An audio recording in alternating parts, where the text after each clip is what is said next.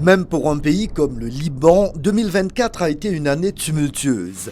La guerre entre le Hezbollah et Israël a englouti le pays après avoir couvé pendant près d'un an le long de la frontière. Le puissant et charismatique chef du Hezbollah, Hassan Nasrallah, a été tué, de même qu'une grande partie de ses hauts dirigeants. Autrefois une force politique majeure au Liban et un fidèle allié de l'Iran, le parti a été ébranlé et a accepté les conditions d'un cessez-le-feu à la fin du mois de novembre. Je pense que l'Iran et ce qui reste du Hezbollah se sont dit qu'ils avaient besoin d'une désescalade. Ils ont besoin de plusieurs années de calme et de stabilité pour trouver la voie à suivre pour l'Iran et pour eux-mêmes, pour leur stratégie de reconstruction du Hezbollah. Mais le calme et la stabilité s'avèrent difficiles à trouver. À peine quelques heures après l'entrée en vigueur du cessez-le-feu le 27 novembre, les rebelles de la Syrie voisine ont lancé une offensive de grande envergure qui a renversé en 2 semaines le régime d'Assad après plus de 13 ans de guerre civile.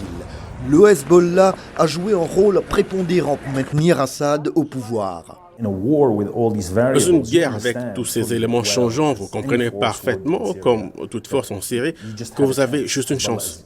Le Hezbollah est rétrogradé, l'Iran est en difficulté, la Russie est en difficulté en Ukraine. C'est le bon moment pour agir. La chute d'Assad a coupé les voies d'approvisionnement entre l'Iran et un Hezbollah déjà affaibli. Avec les conditions de cessez-le-feu qui exigent que le Hezbollah se retire de la frontière israélienne, des analystes voient s'ouvrir une fenêtre d'opportunité pour le Liban. Le Sud Liban ne remplit plus de fonctions militaires stratégiques pour l'Iran. C'est une bénédiction pour le Liban. Cela signifie qu'ils n'investiront pas dans une présence militaire majeure dans le sud du Liban. Comme toujours, il y a un équilibre délicat à trouver. Le Hezbollah est un acteur régional majeur depuis des décennies et maintient une base civile importante et fidèle au Liban. Son effondrement laisserait un vide dangereux.